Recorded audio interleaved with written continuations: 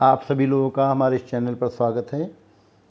आज के इस वीडियो में हम गृह निर्माण के समय ध्यान रखने योग्य बातों पर चर्चा करेंगे।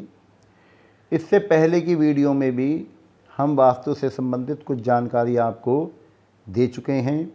उसी क्रम को बढ़ाते हुए हम घर बनाते समय और किन किन मुख्य बातों का ध्यान रखना आवश्यक है उस विषय में आज बताएंगे। तो सबसे पहले घर के मुख्य द्वार की बात करते हैं। यदि घर के मुख्य द्वार और भीतर का द्वार जिससे हम घर के भीतर प्रवेश करते हैं एक ही दिशा में हो तो उसको उत्शंग द्वार कहते हैं। उत्शंग द्वार सौभाग्य की वृद्धि करने के साथ साथ संतान की वृद्धि और घर में धन धान्य की भी वृद्धि करता है। यदि बाहर के द्वार से प्रवेश करने के बाद भीतर का द्वार दाईं ओर पड़ता हो तो उसको शव्य द्वार कहते हैं। यह द्वार भी घर में सुख समृद्धि बढ़ाने वाला होता है, परंतु यदि बाहर के द्वार से भीतर का जो द्वार होता है वो यदि बाईं ओर पड़ता है तो उसको हम अपशव्य द्वार कहते हैं। यह द्वार घर में अशांति के साथ साथ धन की कमी करता है और इसके साथ ही घर परिवार के लोगों में रोगों की वृद्धि करने वाला होता है। पूर्व दिशा में स्थित द्वार विजय द्वार कहलाता है, जो सर्वत्र विजय की प्राप्ति कराता है, शुभदायक होता है और घर परिवार में सुख शांति बढ़ाने वाला होता है। दक्षिण दिशा में स्थित द्वार यम द्वार कहलाता है, जो जीवन भर गृह स्वामी को संघर्ष ही कराता रहता है। इसलिए हमेशा ध्यान रखें कि दक्षिण में मुख्य द्वार ना ही बनाया जाए तो ज़्यादा श्रेष्ठ कर है। पश्चिम दिशा में द्वार मकर द्वार कहलाता है। यह आलस्य प्रदान करने के साथ साथ बहुत परिश्रम करने के बाद ही भाग्य वृद्धि कराने में सिद्ध होता है।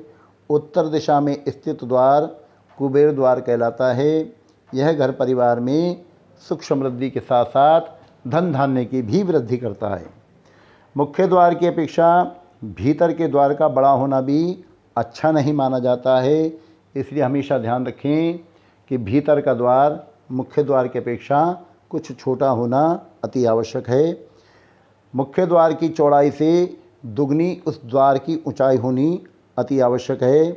द्वार का अपने आप खुलना या अपने आप बंद होना भी वास्तुशास्त्र में अच्छा नहीं माना जाता है। मुख्य द्वार ईशान में होने से धन की प्राप्ति तो होती है, परंतु यह संतान के लिए बहुत अच्छा नहीं माना जाता। ऐसे घर में पिता पुत्र के मध्य में तनाव बना रहता है, दोनों के बीच में वैचारिक भिन्नताएं बनी रहती हैं। वायव्य दिशा वाले मकान में रहने वाला गृह स्वामी उस घर में अधिक समय तक निवास नहीं कर पाता है।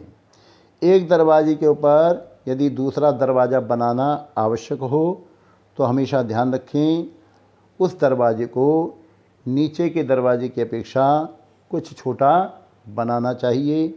द्वार के ऊपर द्वार और द्वार के सम्मुख द्वार घर परिवार में व्यय की वृद्धि कराता है और ऐसे घर में बहुत जल्दी दरिद्रता का आगमन होने लग जाता है। सीढ़ियों के ऊपर का दरवाज़ा पूर्व और दक्षिण दिशा की ओर खुलना अत्यंत शुभ कारक माना जाता है। सीढ़ी हमेशा मकान के पश्चिम में या उत्तर दिशा में ही बनानी चाहिए। घर के मुख्य द्वार के सामने यदि कोई वस्तु है तो उसको द्वार वेद कहते हैं। मुख्य द्वार के सामने वृक्ष का होना, बिजली के खंभे का होना, किसी दूसरे के मकान का दरवाज़ा होना, मंदिर या मंदिर का द्वार होना, किसी दूसरे मकान का कोना पड़ना, यह भी शुभ नहीं होता है। यदि घर की पश्चिम और दक्षिण दिशाओं में दो कमरे बने हुए हों तो उस घर को सिद्धार्थ कहते हैं। ऐसा घर हमेशा धन की वृद्धि करता है और साथ ही साथ संतान के लिए भी शुभदायक होता है। परंतु घर में पश्चिम और उत्तर दिशाओं में दो कमरे हों तो उसको यम सूर्य कहते हैं। यह गृह स्वामी के लिए हमेशा कष्टकारक ही सिद्ध होता है। इसी प्रकार उत्तर और पूर्व या पूर्व और दक्षिण या पूर्व और पश्चिम के साथ साथ दक्षिण और उत्तर दिशाओं में यदि 2 कमरे बने हुए हैं तो वह भी शुभ नहीं होता है। यदि घर के भीतर उत्तर दिशा में कोई कमरा ना हो, अन्य 3 दिशाओं में 3 कमरे बने हुए हों तो उस घर को धान्यक कहते हैं। ऐसा घर सुख समृद्धि बढ़ाने वाला होता है। यदि पूर्व में कोई कमरा ना हो तो उस घर को सुक्षेत्र कहते हैं। ऐसा घर भी धन, पुत्र, यश और मान सम्मान के साथ साथ आयु की वृद्धि करने में सहायक सिद्ध होता है। यदि दक्षिण में कोई कमरा ना हो तो उस घर को विशाल कहते हैं। यह घर रोग का कारक व धन का नाश करने वाला होता है। यदि पश्चिम में कमरा ना हो तो उसे पक्षग्न कहते हैं। यह भी शुभदायक नहीं होता है। ऐसा घर हमेशा अशांति का कारण बना रहता है। घर में पानी की टंकी हमेशा उत्तर या ईशान कोण में ही शुभ रहती है। जल की निकासी का भी हमेशा ध्यान रखें। जल की निकासी उत्तर या ईशान कोण में या वायव्य दिशा में हो तो अच्छी मानी जाती है। यह घर में सुख समृद्धि बढ़ाने में सहायक सिद्ध होती है। घर के पास हमेशा ध्यान रखें पाकर, गूलर, आम, नीम, बहेड़ा, पीपल, जामुन, बेर, अगस्त्य, निर्गुंडी, इमली, कदम्ब, केला, नींबू, अनार, खजूर, बेल आदि यदि ये वृक्ष हैं तो यह भी घर परिवार के लिए शुभ नहीं होते हैं।